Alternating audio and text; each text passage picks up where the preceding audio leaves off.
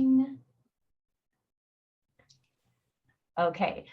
good morning, good afternoon, good evening, wherever you are in the world. I'm Samantha Stanley from the Media Education Lab, and I'm so excited to explore with you today a topic that I, for one, have not given much thought to until recently. And I know that there are several friends in the room, but please introduce yourself in the chat and let us know where you are, because I think we're covering the coasts and hopefully some European coasts as well. So today we're actually kicking off a three-part series of discussions that will help us understand how governments understand and value media literacy education. So to do that, the Media Education Lab has partnered with the Center for Media Literacy to bring in experts at the intersections of media literacy and global relations, national security, and public diplomacy. So if you're like me, you have so many questions about this work and what it is. So we've designed this series to be a space where we can come together, not just to learn, but to participate in collaborative inquiry about our existing knowledge and opinions and figure out what it is that we'd like to know. So today's session is going to be led by a woman who hardly needs an introduction, but she is in some stylish shades. So Tessa Jolls. So for those of you meeting Tessa for the first time today, Tessa is the president and CEO of the Center for Media Literacy, and she's really done it all when it comes to media literacy initiatives, from research to publication to training. Tessa is a longstanding staple in the media literacy community, and she's joining us today from Brussels, where she is working on a Fulbright project, the details of which she'll share with us today. So without further ado, Tessa, it's all yours. Thanks so much, Samantha. Well, I am really delighted to be here, and you can call me the spy who came in from the cold in Brussels today with my shades, but basically I'm covering a black eye that I got in a fall, and I'm doing well, I'm fine, but I didn't want to start Halloween early, so I thought I'd go ahead and put these shades on. So we'll get started. I have a presentation that I thought would guide us through and help us with our discussion. And so let me find that, and then we'll take it from there. So let's see, I want to share this presentation. And can you see my screen at this point? Probably not. Okay. How about there? We saw before, Tessa. Oh, you did see it before? Yeah. Okay, can you see it now? No. Oh dear, okay. I thought I had it, but I guess I don't. Okay, now I'm kind of lost in space, but let me see what I can do. All right, let me start over and share, and now, how's Perfect. that? Yep. Okay. Okay, great. Thanks for your help and patience. I still find that, yep, here I go. Oh dear, all right. I can't see too well with these dark glasses on, I hate to say, but there we go. All right. Technical difficulties. All right. Well, we are gathered today to talk about media literacy as a strategic defense strategy.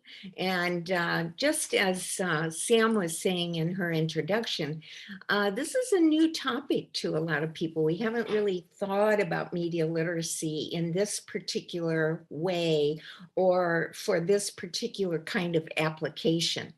And just to give you a little background information, I was awarded a Fulbright NATO Security Studies Award. I actually won it in 2019, but because of other circumstances and certainly COVID, it turned out that my Fulbright assignment was postponed until this September, and it will go through the end of December of this year. So I basically have several months to investigate this particular topic. And I also am appointed as a visiting scholar at UC Louvain here in Louvain, La Neuve here, and so it's really exciting kind of opportunity because I'm connected with the academic world, which of course is very important in this research process, and at the same time, I am connected with NATO because they have a very serious interest in media literacy. And even though these awards for cultural diplomacy are awarded in different areas, media literacy is one of the most important areas that they're looking at right now. And so they're really pleased that I'm pursuing this. Now, I want to also give you a little background information into what I'm actually studying. And so let's take a look at that. The topic of my project is called Building Resiliency, Media Literacy as a Strategic Defense Strategy. And I am interviewing policymakers, NATO officials, and many members of the media literacy community because my goal is to give a snapshot of the ecosystem that exists for media literacy so that we can better connect the grassroots with the policymakers, because we all know that media literacy has long been supported at the grassroots level, which of course, to me, is a very, very important aspect of the media literacy movement, because when you look at history, it's the grassroots movements that are the most successful, the most sustainable, and the ones that are the most deeply embedded in culture as time goes by. And I think we can look at some examples in recent times. For example, the tobacco campaigns really changed the culture's attitude toward tobacco and toward smoking. And so we've seen a huge cultural shift in terms of tobacco use. Environmental issues are another example, and we're still continuing to see the evolution of this movement, but definitely it's on the plate of every policymaker. And so we know that we as citizens can have a huge influence from the grassroots, and the media literacy movement has grown up through the grassroots, I would say, for at least the last 50 years, and with a few exceptions, even earlier. So, so we definitely have a lot to contribute to the conversation. And that's exactly what my job is, to help represent that conversation to these policymakers and to NATO so that they have a better idea of what the grassroots is saying about media literacy, and especially the people who have been involved in it and who have actually advocated for it for so many years. Okay, now, so again, I'm connecting the grassroots with the policymakers. And of course, there's really a real emphasis on strategic defense. And so today, I really want to get your feedback on that, and we'll get to a point where we'll do that. Now, again, these are some of the goals: to provide a snapshot of the media literacy ecosystem. I also want to provide in my report a case for foundational media literacy. Many of you know, and I've talked to many colleagues who feel that in this particular information environment, oftentimes media literacy is compressed into just the idea that media literacy is all about disinformation and misinformation and the ability to discern. But we all know that media literacy is broader than that. It also involves media production, it involves participation in social media. It really looks at any topic, any subject, anywhere, anytime. And that's the skill level that we want to encourage for media literacy practitioners, and also for citizens. Now, at the same time, I want to make some recommendations for action that we feel are necessary to promote and sustain media literacy systemically. If you're like me, I'm sure you've been involved in many projects where when the grant funding ends, the project ends. And we really want to go beyond that. We want to really find ways to systematize media literacy and institutionalize it so that it is ingrained in the practices of people every day, and really becomes part of the cultural sand, you might say, just part of us that is totally prolific and understood by many people. Now, NATO has actually been interested, particularly in misinformation and disinformation, for quite a number of years. And of course, propaganda is, a major concern of defense organizations. So NATO established the Strategic Communications Center of Excellence in Riga, Latvia in 2014. And the work they do is fascinating. I highly recommend you're going to their website and looking at the kind of studies that they're doing, because to me, media literacy has two major thrusts. One thrust is around technical and technology types of subjects, where we're looking at what's the newest technology and how does it impact our audience. And this Strategic Communication Center is on top of that, and they really do a lot of research around those kinds of topics. And then the other thrust for media literacy, which of course is very major when you look at having 1 billion people to educate, is around education and how media literacy fits in education, how it can best be delivered. And then, of course, having research around that so that we have evidence-based practices in media literacy that we know are effective. And so the Strategic Center for Excellence does some work in training, and they also have done some evaluation work in that arena. So they're very active, and so I think that it's definitely an organization that we all should be aware of in the media literacy community. Now, we mentioned in the promotion for this particular session that I also would talk about the EU. And I must say that in terms of formal policy, I believe that the EU has been sensitive to media literacy for many years. And they have an EU panel of experts on media literacy.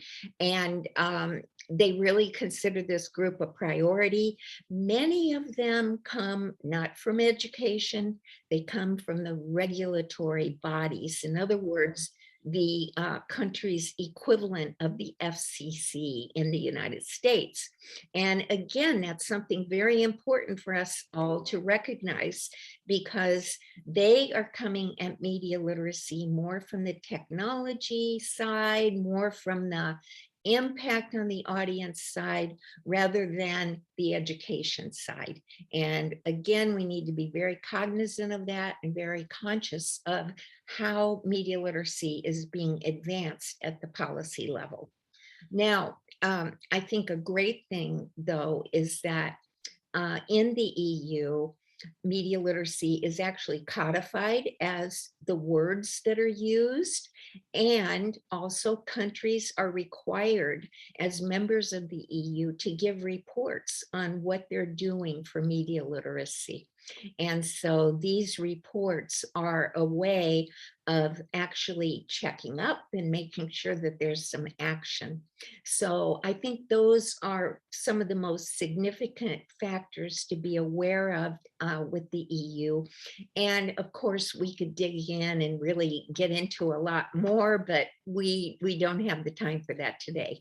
But we do not have anything equivalent in the United States that I know of that is fostered by our government for the US population. However, I will tell you that the US embassies have been doing work in media literacy, and the State Department also has been.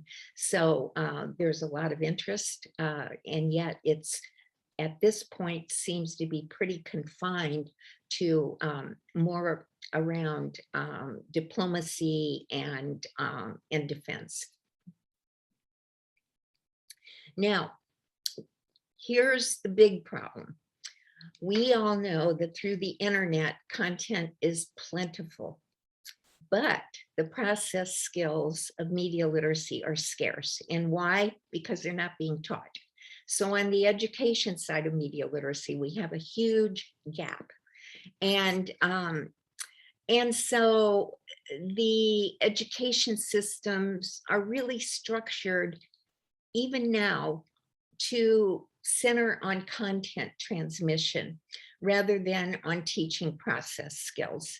And so we really need to enable that ability to access, analyze, evaluate, create, and participate with media content. The Center for Media Literacy did a survey last summer about parental attitudes toward media literacy in California. And it was very interesting because when we used the words media literacy, people really didn't understand what it was, and there wasn't much awareness of media literacy. But when we use these descriptions of process skills, the ability to access, analyze, evaluate, create, and participate with media content, parents were very eager for their children to have these skills. And so again, we have a huge education job to do, but the appetite is there on the part of the parents, certainly. And I know that the Media Education Lab just did a study in Rhode Island along the same lines, and they found that, again, there just wasn't much education around media literacy in primary grades or even later. So again, huge gap there. Now, we know that these skills of media literacy are lifelong learning skills. And basically our goal is to teach citizens to learn to learn. And this empowers citizens. And so that's a very important point when we look at things through the NATO lens for strategic defense. If you get a chance to look at this report, I found it fascinating. It's called the NATO 2030 report. And there, NATO really puts out in public what it sees as its challenges, its goals. And so basically, we are looking at a significantly changing world, and NATO is very cognizant of that in terms of their own mission and values. So the values continue in terms of democratic principles, and that includes rule of law, it includes transparency, it includes the division of powers. Now, we know that there are some NATO members who are becoming more authoritarian. And that, of course, is a major challenge for NATO because the members basically all agreed to follow these principles. And so now they are really looking at the values, and they're looking at kind of reevaluating how they interact and engage with their members so that these values are honored.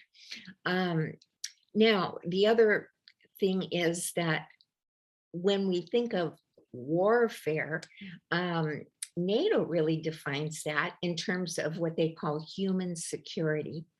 And when you think about it, it's kind of a veiled term, and yet at the same time, I think it gets at the bottom a lot more of what is going on today. Because we know that the environment has changed totally. It's not so much about boots on the ground as it might be about drones or about a propaganda attack or a disinformation attack. So we really have to broaden the way we look at warfare today, and NATO is acknowledging that. And so their principles of deferring conflict, defending borders and defending member states, and providing for security in the midst of all these new challenges is really an absolutely huge factor in how they're looking at their plans, and also why media literacy is coming into the picture. So just to give some examples, now we have cyber attacks, we have terrorism, we have disinformation campaigns, we have recruiting online for jihadists, we have social media campaigns, technological superiority kinds of races between, for example, China and the US on 5G technology. We have climate change, and we have immigration, which, as we all know, is an absolutely huge issue here in Europe, especially. So, but also in the United States. So I don't want to diminish the importance there. So again, we've got a changing picture, and we have to respond. Now, let's look at how NATO defines resilience, or how they look at resilience, because resilience is the big idea under which media literacy comes from the NATO perspective. So a resilient population is a population that's able to adapt. It's a population that's going to be able to survive through some terrible challenges, you know, of all kinds. And so resilience is a very important attribute for all populations. And this is why Thomas Jefferson emphasized the need for an educated population for having a successful democracy. Without education, there's really hardly any way forward. So resilience can be looked at from a social perspective. You know, how do people get along? What are the kind of cultural considerations? And from discussions I've had with NATO, they really want to see media literacy as part of the culture, and as I mentioned earlier, something that we all deal with and have inside of us every day. And then there are democratic considerations. How democratic is the country? What's going on politically? The climate, we certainly know about the challenges there. The defense spectrum, there's a wide array of defense technologies today. And again, it's changing all the time, from really warlike kinds of technologies that, you know, we see in movies and everything sometimes, but also getting into combating disinformation and finding ways to really help people be more resilient.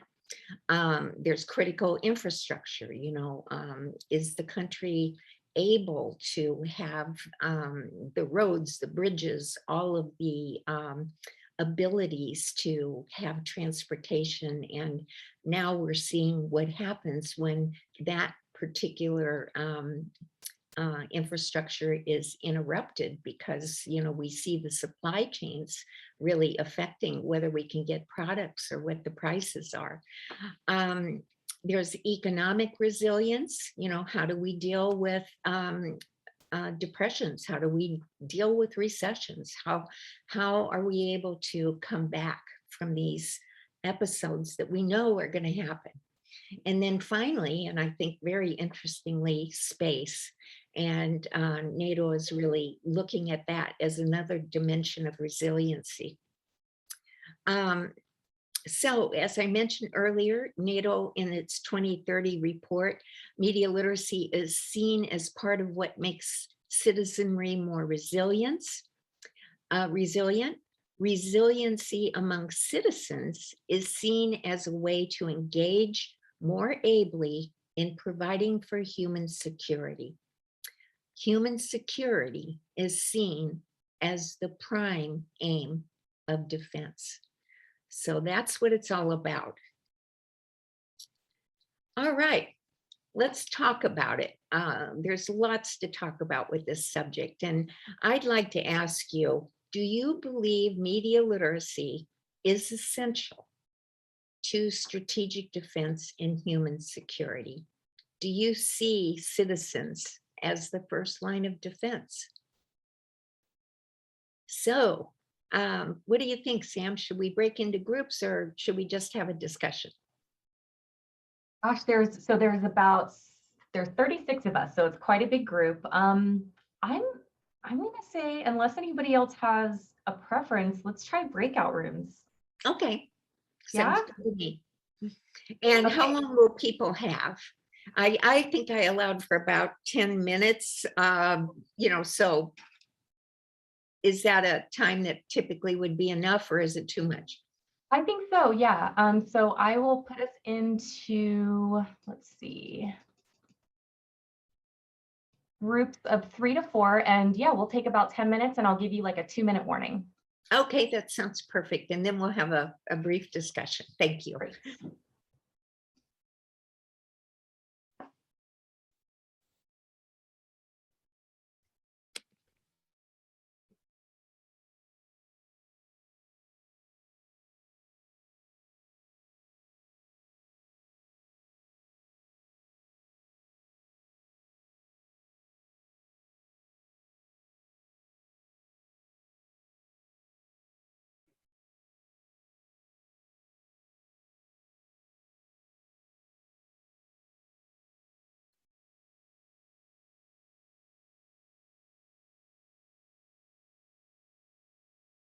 You're welcome, Pat.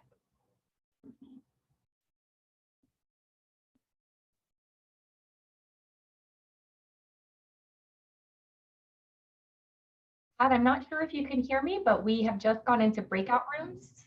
So I'm going to go ahead and assign you to room 3 for the discussion.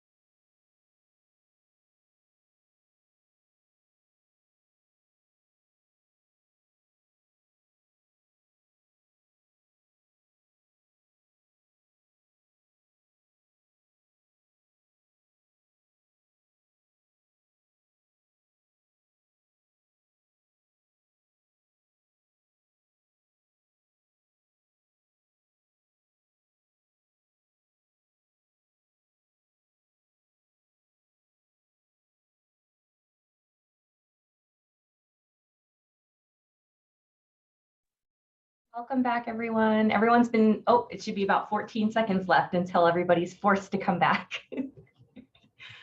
Such a handy but terrible little mechanism that Zoom has there.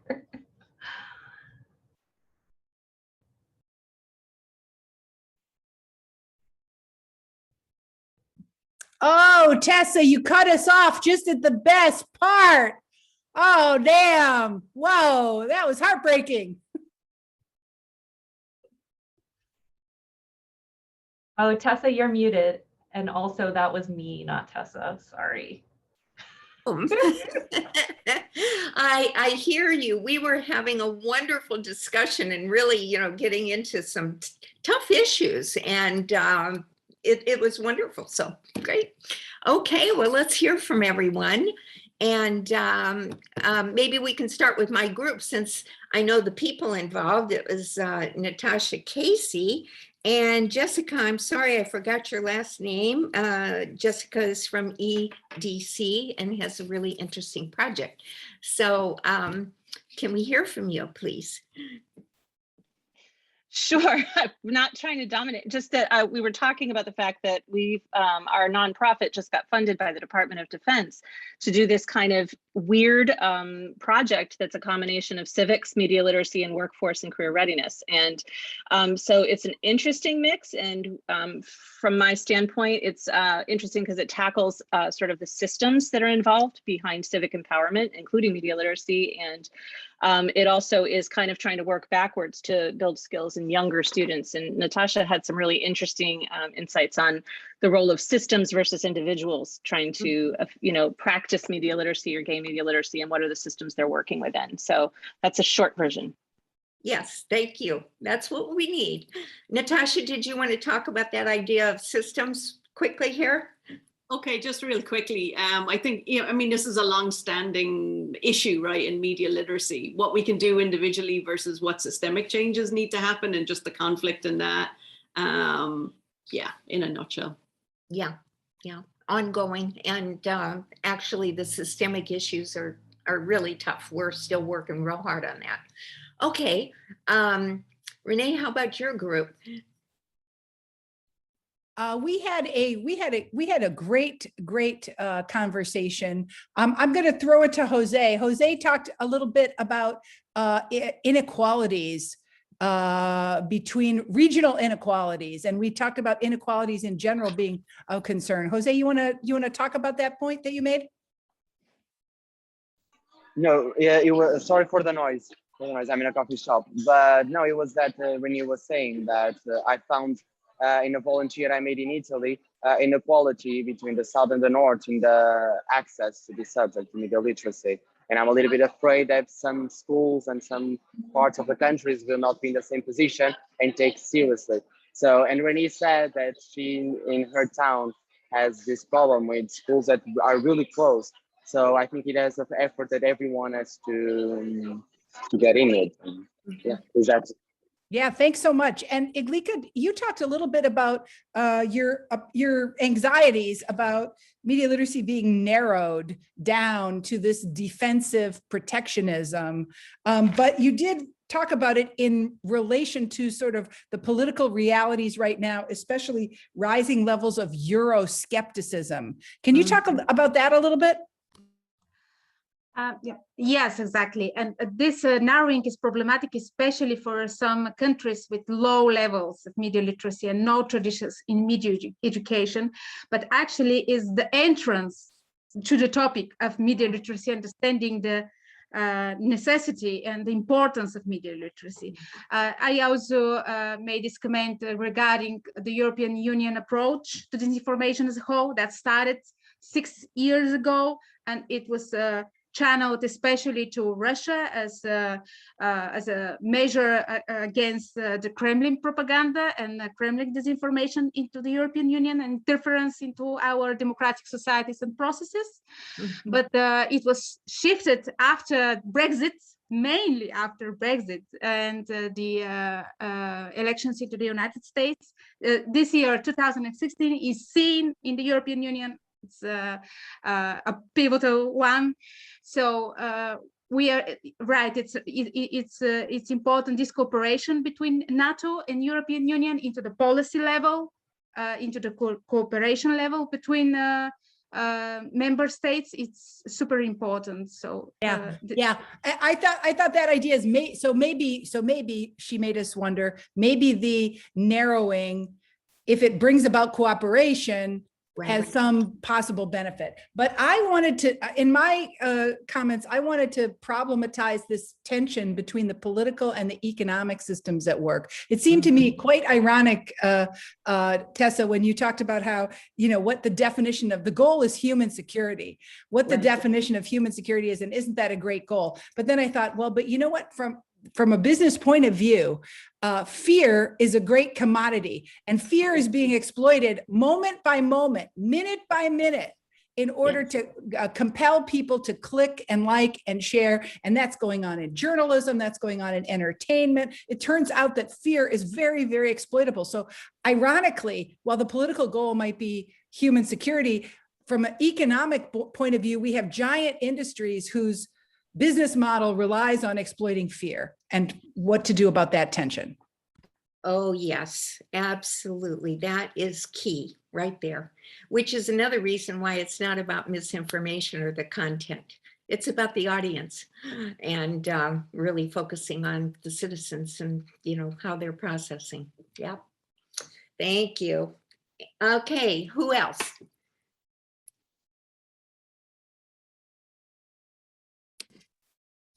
Someone? I'm sorry. I'll jump in. Just we only had a group of two. Well, It that's was fine. Georgetta and I, and I think one thing that we kind of concluded was that, you know, part of the question was whether it's critical, whether media literacy is critical to concepts of defense, of human safety. And I just thought that, you know, the word critical is kind of a pivotal word because it both, you know, emphasizes the importance, you know, that it is so important, but it is also, you know, at base, you know, kind of the key word. And I was saying that my background is actually in what began as cinema television studies at the University of Southern California. So, and I eventually got my PhD in critical studies. So not production, you know, I've done that kind of stuff, but the concept of critical studies and the idea of critical thinking and the idea of being critical, being able to make those distinctions. I think, you know, at base, that's a lot of what we're talking about here. And you talk about the audience and you say, you know, how do you instill, you know, that level of evaluation and awareness, you know, awareness of what is happening. Georgette also mentioned that her work and her nonprofit from the Netherlands is focused on work in Africa, I think in Rwanda, and countries like that, where media is actually radio. And so, you know, the discussion of as somebody just brought up, you know, equity and the consideration of, you know, when we're talking about media, it means different things in different parts of the world. So it's such a large question, I think, you know, that you talked about. I think our answer was yes, it is critical. Cut to the chase. All right. But anyway, good discussion. Thank you. Yeah. And, you know, I think this whole idea of critical is essential because what happens when people are critical in the sense of saying, hey, I don't agree with what you're doing. And does that mean that, you know, people will, the powers that be shut things down, you know? So what's the tolerance for real critical?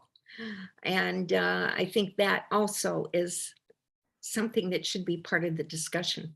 Yeah, thanks so much. Okay, who else? Please. How many groups do we have, Sam? Do you know offhand? Yeah, we had, I think, about 7 or 8. Oh, my goodness. Tessa, you just cold call who has ever got their camera on. Oh, Tessa, I can just say that we, Pat and Prasant, his microphone wasn't working, but we started talking about the NSARS protests in Nigeria, where Pat is from. And so that is all about the media and how very desperately it's needed there, because this is leading to physical violence and has been for at least a year. Mm-hmm, mm-hmm. Yes. So how is the media used as a tool to incite violence? And there are examples of that. I think some of them are called the radio wars. And some closer to home, I mean, January 6th. So yeah, exactly. You're right. Okay, so let's see, who else do we have here? My problem is I have the wrong glasses for reading. Okay, let's see. I see a Maria.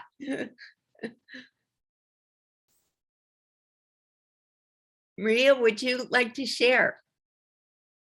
Maybe Marta. Oh, Marta, yes. Okay.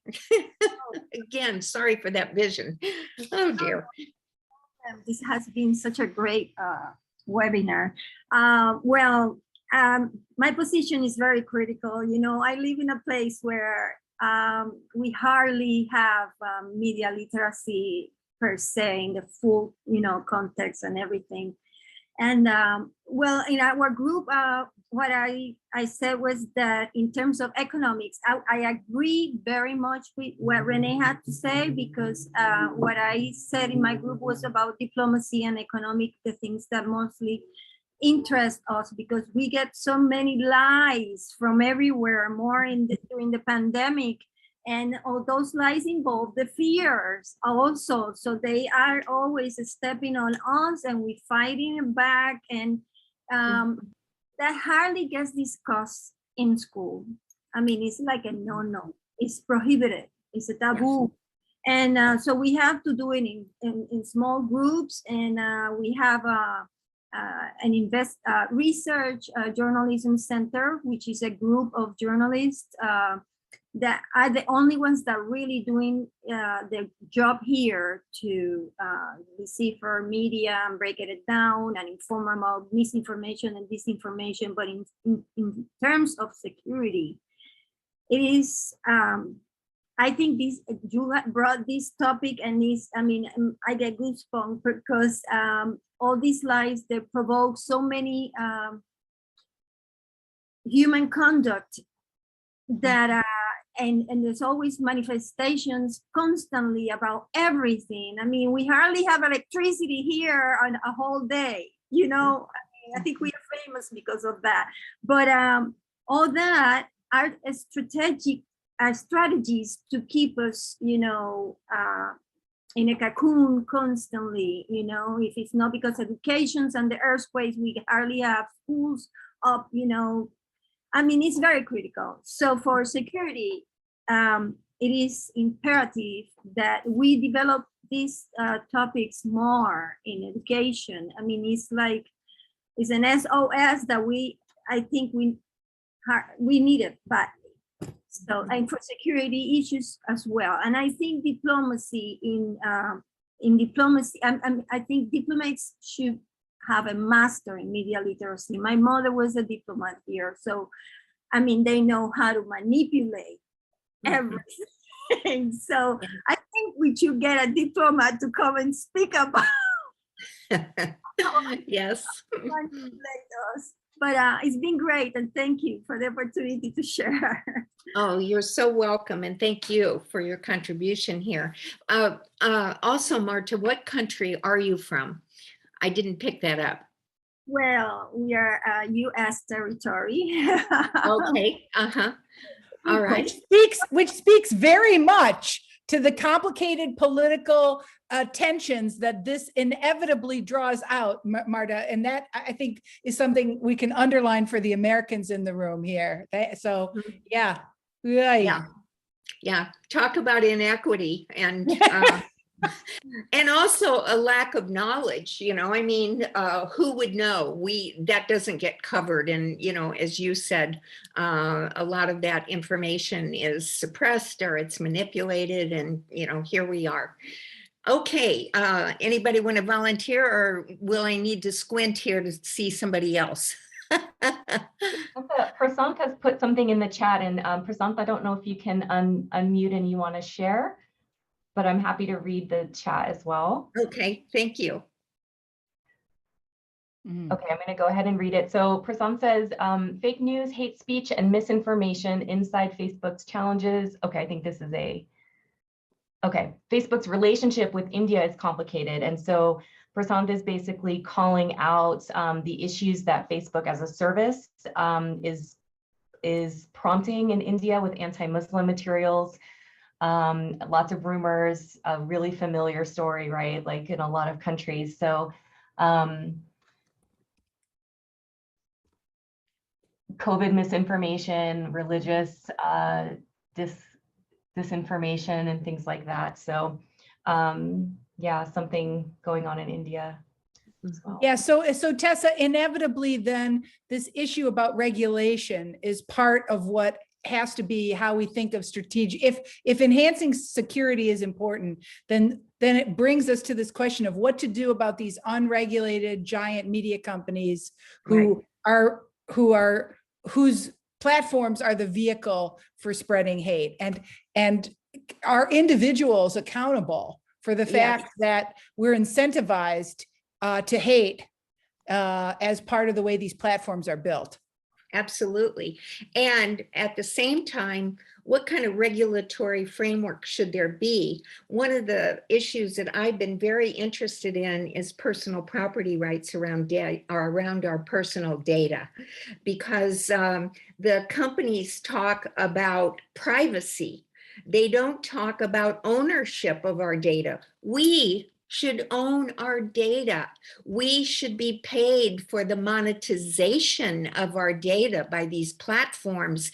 And if we had personal property rights defined and respected, like a Magna Carta for the internet, well, then we would have a base for having a more rational legal framework around it.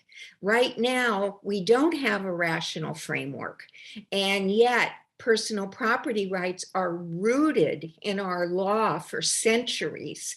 And so I believe that those rights are first and foremost in terms of turning some of this around and really looking at it.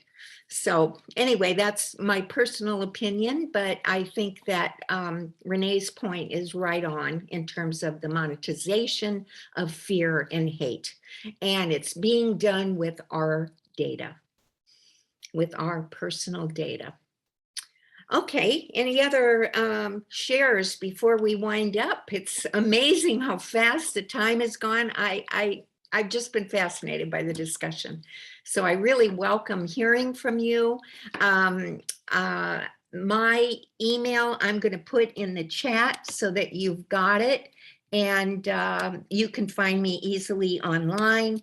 But please do let me know if you would like to contribute any information, ideas, organizations, really whatever's on your mind, because I am very open. And at this point, my whole job, oops, sorry about that.